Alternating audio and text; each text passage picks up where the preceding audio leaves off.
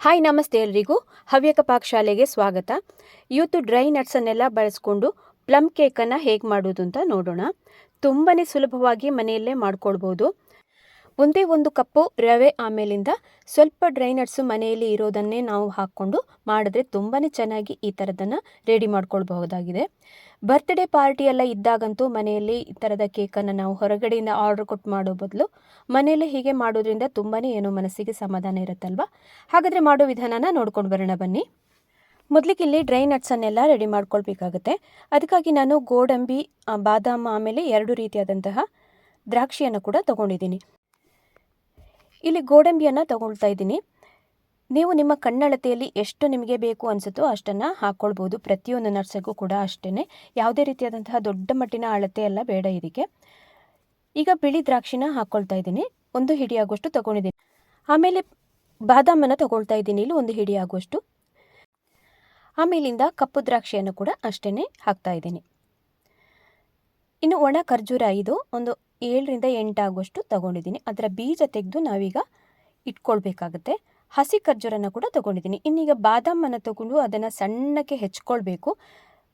ಇನ್ನು ಬಾದಾಮ್ ಮತ್ತು ಗೋಡಂಬಿನ ಇವೆರಡನ್ನು ಈ ಥರ ಚಾಕುವಲ್ಲಿ ಹೀಗೆ ಹಚ್ಚಿ ಹಾಕ್ಕೊಳ್ಳೋದ್ರಿಂದ ತುಂಬಾ ಚೆನ್ನಾಗಿ ಬರುತ್ತೆ. ತುಂಬ ಸಣ್ಣಕ್ಕೆ ಕೂಡ ಮಾಡ್ಕೊಳ್ಬಾರ್ದು, ಮೀಡಿಯಮಲ್ಲಿ ಇದನ್ನು ಪೀಸಾಗಿ ಕಟ್ ಮಾಡಿಕೊಂಡು ಒಂದು ಮಿಕ್ಸಿಂಗ್ ಬೌಲಲ್ಲಿ ಇದನ್ನು ಹಾಕಿರಬೇಕು ಪ್ರತಿಯೊಂದನ್ನು ಕೂಡ. ಈಗಾಗಲೇ ಬಾದಾಮನ್ನು ಹೆಚ್ಕೊಂಡು ಹಾಕ್ತಾ ಇದ್ದೀನಿ ಮಿಕ್ಸಿಂಗ್ ಬೌಲಿಗೆ. ಇನ್ನೀಗ ಗೋಡಂಬಿಯನ್ನು ಕೂಡ ತಗೊಂಡಿದ್ದೀನಿ. ಆಗಲೇ ನಾವು 1 ಹಿಡಿ ಆಗುವಷ್ಟು ತಗೊಂಡಿದ್ದೀವಲ್ಲ, ಅದನ್ನು ಕೂಡ ಸಣ್ಣಕ್ಕೆ ಹೆಚ್ಕೊಂಡು ಹಾಕ್ತಾ ಇದ್ದೀನಿ ಅದೇ ಬೌಲಿಗೆ. ನೆಕ್ಸ್ಟ್ ಇಲ್ಲಿ ಒಣ ಖರ್ಜೂರನ ಸಣ್ಣಕ್ಕೆ ಪೀಸ್ ಮಾಡ್ಕೊಳ್ಬೇಕು. ಈ ಥರ ನೋಡಿ, ಇದರ ಬೀಜನೆಲ್ಲ ಆಲ್ರೆಡಿ ನಾನು ತಗೊಂಡಿದ್ದೀನಿ. ಹೀಗೆ ಒಣ ಖರ್ಜೂರನ ನಾವು ಹಾಕಲೇಬೇಕಾಗುತ್ತೆ ಈ ಥರ ಕೇಕ್ ಮಾಡಬೇಕಾದ್ರೆ, ತುಂಬಾ ಚೆನ್ನಾಗಿರುತ್ತೆ ನೋಡಿ. ಅದನ್ನು ಕೂಡ ಅದೇ ಬೌಲಿಗೆ ಹಾಕ್ತಾ ಇದ್ದೀನಿ.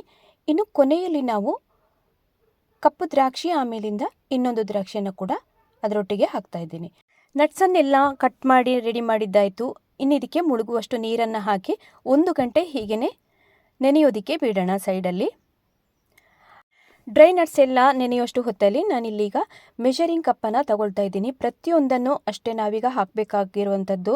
ಬಾಂಬೆ ರವೆ ಆಗಿರಬಹುದು, ಅಡುಗೆ ಸೋಡಾ ಇರ್ಬೋದು, ಬೇಕಿಂಗ್ ಪೌಡ್ರ್ ಎಲ್ಲವನ್ನು ಈ ಥರ ಮೆಷರಿಂಗ್ ಕಪ್ಪಿಂದನೇ ಅಳತೆ ಮಾಡಿ ಹಾಕ್ಕೊಳ್ಬೇಕಾಗತ್ತೆ.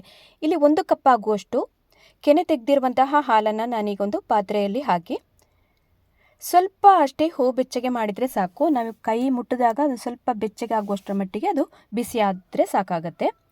ಈಗ ಒಂದು ಮಿಕ್ಸಿಂಗ್ ಬೌಲನ್ನು ತಗೊಂಡು ಅದಕ್ಕೆ 1 ಕಪ್ ಆಗುವಷ್ಟು ಬಾಂಬೆ ರವಾನ ಹಾಕ್ಕೊಳ್ತಾ ಇದ್ದೀನಿ.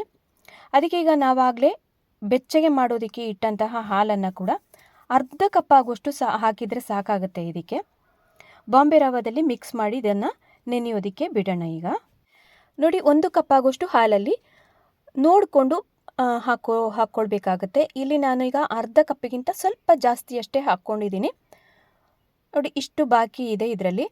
ಇನ್ನು ಇದನ್ನು ಬಾಂಬೆ ರವಾನ ನೆನೆಯೋದಕ್ಕೆ ಬಿಡೋಣ. ಒಂದು 1/4 ಗಂಟೆ ಹೀಗೇ ನೆನೆದ್ರೆ ಅದು ತುಂಬಾ ಚೆನ್ನಾಗಿ ಹರಡ್ಕೊಂಡು ಬರುತ್ತೆ.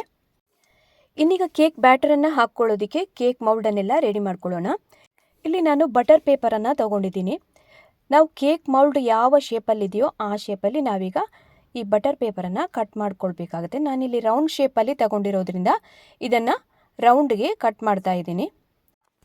ಅದರ ಒಳಗಡೆ ಕರೆಕ್ಟಾಗಿ ಅದು ನಿಲ್ಲುವಂತೆ ನಾವು ಅದನ್ನು ಕಟ್ ಮಾಡಿಕೊಂಡು ಇಡೋಣ. ಈಗ ಇನ್ನು ಇದರ ಮೇಲಿಂದ ಸ್ವಲ್ಪ ತುಪ್ಪನ ನಾನೀಗ ಹಾಕ್ಕೊಳ್ತಾ ಇದ್ದೀನಿ. ತುಪ್ಪ ಹಾಕ್ಬಿಟ್ಟು ಸರಿಯಾಗಿ ಸ್ಪ್ರೆಡ್ ಮಾಡಿ ಆದ ನಂತರ ಒಂದು ಸೈಡಲ್ಲಿ ಎತ್ತಿಡೋಣ ಇದನ್ನು. ಇನ್ನೀಗ ಕೇಕ್ ಬ್ಯಾಟರನ್ನೆಲ್ಲ ರೆಡಿ ಮಾಡ್ಕೊಳ್ಳೋಣ.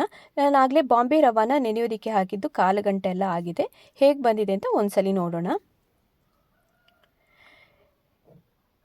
ಚೆನ್ನಾಗಿ ನೆಂದು ಬಂದಿದೆ. ಇನ್ನು ಇದನ್ನು ಮಿಕ್ಸಿಗೆ ಹಾಕ್ಕೊಳ್ಬೇಕು. ಇದನ್ನು ಮಿಕ್ಸಿ ಜಾರಲ್ಲಿ ಈಗ ಹಾಕ್ಕೊಳ್ತಾ ಇದ್ದೀನಿ. ನಾವಾಗಲೇ ನೆನೆಸಿದಂತಹ ಬಾಂಬೆ ರವೆ, ಆಮೇಲೆ ಇದಕ್ಕೆ ಏನೆಲ್ಲ ಹಾಕಬೇಕು ಅಂತ ನೋಡ್ತಾ ಬರೋಣ. ಮೆಷರಿಂಗ್ ಕಪ್ಪನ್ನೇ ತಗೊಂಡು ಪ್ರತಿಯೊಂದನ್ನು ನಾವಿಲ್ಲೀಗ ಮಾಡ್ತಾ ಇದ್ದೀನಿ ನೋಡಿ. ಇಲ್ಲಿ 1/4 ಕಪ್ ಆಗುವಷ್ಟು ಅಂದರೆ 1/4 ಕಪ್ ಆಗುವಷ್ಟು ನಾನು ತುಪ್ಪನ ಹಾಕ್ಕೊಳ್ತಾ ಇದ್ದೀನಿ. 1/4 ಅಂದರೆ ಇದರಲ್ಲಿ ನೋಡಿ ಮೆಷರಿಂಗ್ ಕಪ್ಪಿಂದನೇ ಹೀಗೆ ಅಳತೆ ಮಾಡಿ ಹಾಕ್ಕೊಳ್ತಾ ಇದ್ದೀನಿ. ಕೇವಲ 1 ಕಪ್ ಆಗುವಷ್ಟು ಬಾಂಬೆ ರವೆಗೆ 1/4 ಕಪ್ ಆಗುವಷ್ಟು ತುಪ್ಪನ ಹಾಕ್ಕೊಂಡ್ರೆ ಸಾಕಾಗುತ್ತೆ, ಅದಷ್ಟು ಸರಿಯಾಗಿ ಇರುತ್ತೆ. ಇನ್ನೀಗ ಸಕ್ಕರೆನ ತಗೊಳ್ತಾ ಇದ್ದೀನಿ. ಸಕ್ಕರೆ ನಿಮಗೆ ಯಾವ ಥರ ಸಿಹಿ ಹೇಗೆ ಬೇಕೋ ಹಾಗೆ ಹಾಕ್ಕೊಳ್ಬೋದು. ನಾನಿಲ್ಲಿ 3/4 ಕಪ್ಪಿಗಿಂತ ಸ್ವಲ್ಪ ಜಾಸ್ತಿ ಹಾಕ್ಕೊಳ್ತಾ ಇದ್ದೀನಿ. ಕಂಪ್ಲೀಟಾಗಿ 1 ಕಪ್ ಏನು ಹಾಕ್ಕೊಂಡಿಲ್ಲ. ಅದಷ್ಟನ್ನು ಹಾಕಿ ಆದ ನಂತರ ತುಪ್ಪ ಮತ್ತು ಸಕ್ಕರೆ ಹಾಕಿ ಆದ ನಂತರ ನಾವಾಗಲೇ ಅರ್ಧ ಕಪ್ ಆಗೋಷ್ಟು ಹಾಲನ್ನು ನೆನೆಯೋದಕ್ಕೆ ಹಾಕಿದ್ವಲ್ಲ, ಬಾಕಿ ಉಳಿದಂಥ ಹಾಲನ್ನು ಕೂಡ ಹಾಕಿ ರುಬ್ಕೊಂಡು ತಂದಿದ್ದೀನಿ. ನೋಡಿ, ಈ ಥರ ಕನ್ಸಿಸ್ಟೆನ್ಸಿಯಲ್ಲಿ ಬರಬೇಕಿದು.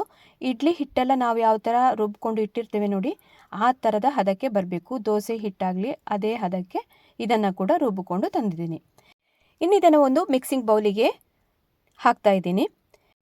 ನೆಕ್ಸ್ಟ್ ಇದಕ್ಕೆ ಏನೆಲ್ಲ ಹಾಕಬೇಕು ಅಂತ ನೋಡ್ಕೊಳ್ಳೋಣ. ಫ್ಲೇವರ್ಗೋಸ್ಕರ ನಾನಿಲ್ಲಿ ಕಸ್ಟರ್ಡ್ ಪೌಡ್ರನ್ನು ಹಾಕ್ಕೊಳ್ತಾ ಇದ್ದೀನಿ. 1 ಟೇಬಲ್ ಸ್ಪೂನ್ ಆಗುವಷ್ಟು ತೊಗೊಂಡಿದ್ದೀನಿ. ಅಷ್ಟು ಹಾಕಿದರೆ ಸಾಕಾಗುತ್ತೆ, ಚೆನ್ನಾಗಿ ಫ್ಲೇವರ್ ಬರುತ್ತೆ ಇದರಲ್ಲಿ.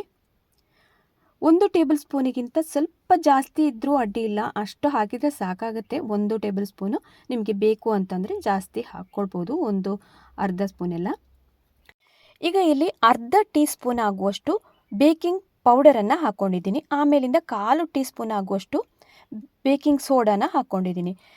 ಇಲ್ಲಿ ಬೇಕಿಂಗ್ ಪೌಡರ್ ಆಮೇಲಿಂದ ಬೇಕಿಂಗ್ ಸೋಡಾ ಎರಡೂ ಬೇರೆ ಬೇರೆ ಕನ್ಫ್ಯೂಷನ್ ಆಗುತ್ತೆ.